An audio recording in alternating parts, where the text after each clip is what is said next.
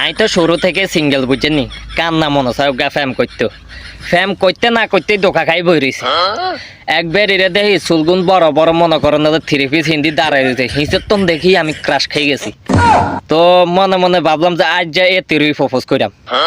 এতিরই সামনে যাই প্রপোজ করাম হয়তো বা আর প্রপোজ অ্যাকসেপ্ট করবো নাহলে তো তাদের সাইড হাউস গা বাড়াই দিব ডং ডং করে চলে যাই আমি